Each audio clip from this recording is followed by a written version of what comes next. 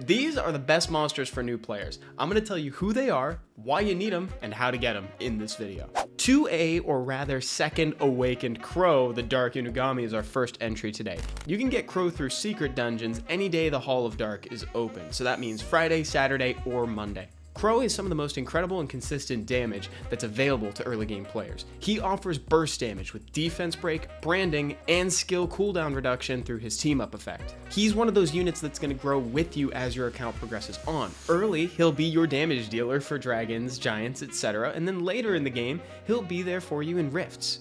He's such a good boy, one of the best. Maybe not the best. There's a lot of competition for the best dog in the game, to be honest. Next up is Lauren the Light Cowgirl, who you can also get through secret dungeons any day the Hall of Light is open. So that means Friday, Saturday, or Sunday. That's right. You came to watch a video and now you got homework. You got to do this over the weekend. Sorry to do that to you, but you got to do it. Lauren the Light Cowgirl offers a very rare combination of abilities on her passive, namely defense break and attack bar reduction. So that means you're going to be weakening your opponents so that way they take more damage, and you're going to be pushing them further down the turn order so that they're taking fewer turns than they should be.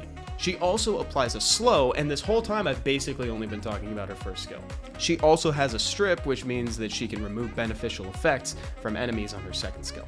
Fran, the Light Fairy Queen, is available as the reward for the 10th mission in the Summoner's Way questline, or if you missed out on that or you happen to feed her accidentally early on, you can get pieces for her in the Ancient Coin Shop. And ancient coins can be received through a lot of events. Fran is one of the most reliable and accessible sources of immunity early. She also gives attack buff, which is great because 2 of her heals scale with attack. Now, that's not to say that you should go and rune her on like a 4 or 6 slot attack percentage rune. No, you can keep her on HP and just go for the substats because she buffs her on attack, so that means her heal is going to increase. Shannon the Wind Pixie is inside the Giant's Keep tab within the challenge section of the Summoner's Way questline. She also wants to make sure that your team stays alive. For her, it's through a defense buff. She also applies an attack buff on her skill 3. Through both of those and a glancing that she can apply on enemies, she's going to be keeping your team alive a lot longer. With that said, I wouldn't necessarily invest a ton of resources into her early, maybe keep her at 5-star, your results may vary. She provides a lot of stability for teams, but that also means that she could make them a little slower. So she might be one of the first units that you replace on a Giants team, for instance. Next, Bernard the Wind Griffin. You can get Wind Griffins through the Tamor Desert, and when you awaken them, they become Bernard. If you were here for the 20 tips for new players or the beginner's guide to runes, you know that speed loosely translates to more turns. So you'll definitely want Bernard on your team because his 3rd skill will apply a speed buff and boost up your attack bar, thus pushing you further up in the turn order and making it so that your team goes more frequently. That's what I love about Summoner's War. It's a turn-based game, but it isn't just your turn and then my turn. You can actually do things to affect how many turns you're taking. Now, once you have Crow, Lauren, Fran, Bernard, and Shannon, you actually have something that is vaguely resembling a Giants team, and this could help you through those opening floors. Of course, there's tons of ways that you can refine that team, upgrade it, or even make it hyper efficient, and we're going to talk about some of those as we go through this video. 2A Sath, the Fire Grim Reaper, has gotten a lot of attention on the channel as of late, and it is, well, it's well deserved. He's the first reward within the Dimension Hole tab of the challenge section in the Summoner's Way questline. What Sath does, specifically Second Awakened Sath, is that he increases dot damage. He doubles it, in fact, which enables something called the dot team. When you go to put continuous damage on a monster, it typically drains 5% of their max HP as damage from their health at the start of their turn. Now, if you double that to 10, that's a lot of damage to take on your upkeep. It is technically a symmetrical effect, but that rarely comes into play, especially because you're also going to be bringing the next monster on our list, 2A Tatu. Tatu the Fire Pixie appears in social summons, unknown scrolls, or even the magic shop. So a lot of times you'll just happen upon her, and she's really helpful. Once she's Second Awakened, the 3rd skill, Incinerate. Well, I'm trying to find another word for detonate, but it's just not coming to me. So it's gonna detonate all the dots on the boss. So every enemy with continuous damage on them will take it all as damage right then and there, and you don't need to wait for them to take turns. Next is Melia the Wind Dryad, or maybe even 2 Melias. You can get her in the Fusion Hexagram, and you can get the pieces to actually do the Fusion recipe from the Fusion tab within the challenge section of the Summoner's Way questline. That is such a mouthful. Holy cow. Melia's whole job is to apply more dots, meaning damage over time. She'll apply a dot every turn. She'll apply another dot if there's already one on the opponent. Now, with Fran as a leader, Sath, Tatu, and 2 Melias, you actually have the dot team. The team is really important because you can use it to upgrade your Giants farming team, and you can also bring it into the Steel Fortress so you can get artifacts and put them on all your 6-starred monsters. Next is 2A Raoq, the Fire Inugami, who you can get from Famon Volcano. Raoq is another damage dealer, but once he's second awakened, you can use his team up ability that automatically brings 2 allies with it. So that means that you're going to get all the benefits of both of those units' first skills. But he's also going to reduce their cooldown times because that counts as them taking an action or taking a turn. Along with defense break on skill 1 and a passive that gets him an additional turn if he kills a unit, Raoq is an awesome investment. You'll probably use him most in TOA or in early NB12/Dragons B12 teams. Let's talk about one more puppy while we're at it, and we'll address 2A Icaru.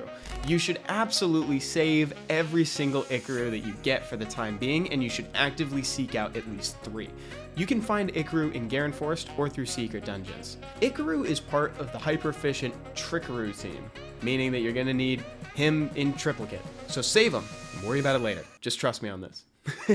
For more details on that team, we actually have a few videos on the channel about it in how to rune Icaru and why your Trickery team isn't working. Belladeon the Light Inugami is still one of the most flexible units in the game. He has a defense break on skill 1, a strip on skill 2, and a heal and attack bar boost on skill 3. You don't necessarily need to second awaken him this early on because there's a lot of other priorities, and he's really good. His kit doesn't change too much upon that second awakening, but you won't get that benefit of the base stat boost if you don't. So he can still be really helpful even in his base form, and if you feel like you got a lot of extra dimension hole energy lying around, then you can go ahead and second awaken him, but for the time being, I'd prioritize the other ones. You can get Belladeon the Light Inugami anytime the Hall of Light is open through secret dungeons. Verdehile the Fire Vampire is available through the Fusion Hexagram as well. He is a staple of Dragons B12. He's a part of the Trickery team, he'll be a part of your starter team, and you're going to use him in a ton more places. I'm talking RTA, Guild Wars, TOA, and there's a lot more. Also, Steel Fortress probably, Punisher's Crypt. You get the idea. You need him because he boosts your team's attack bar by 20% every time he crits, and he hits 2 times on every one of his skills. For details on how to rune Verd, we actually have a video about that on the channel. Next is Spectra the Fire Griffin, who's also a great second awakening target. Spectra offers some soft crowd control on skill 3 when they reduce attack bars, apply attack break, and slow. But most importantly, Spectra's second skill deals damage based on the enemy's max HP. So he can fill in for the damage dealer slot in a team. Spectra is also an incredible damage dealer for TOA bosses. Bernadotte is available in the Ancient Coin Shop in pieces. He has a strip and attack bar pushback, and also has additional benefits as a damage dealer if you rune him on 100% crit rate or close enough to it.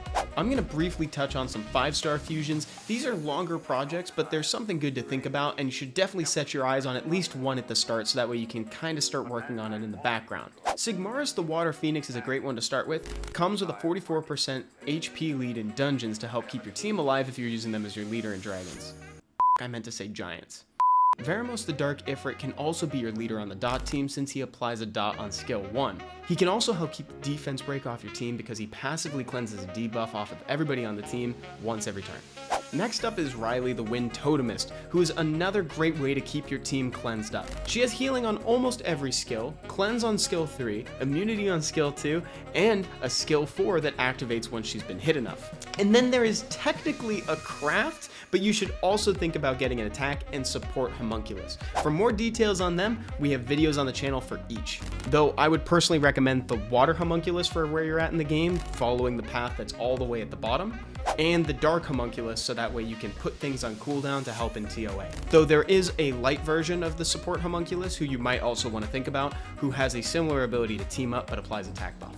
Now, using some of the monsters that we just talked about, you can also assemble a few more teams. In Dragons B10 or B12, you can use Verdehile, Lauren, Fran, and either Bernadotte as your second strip option, or Belladeon, as well as Crow for your damage.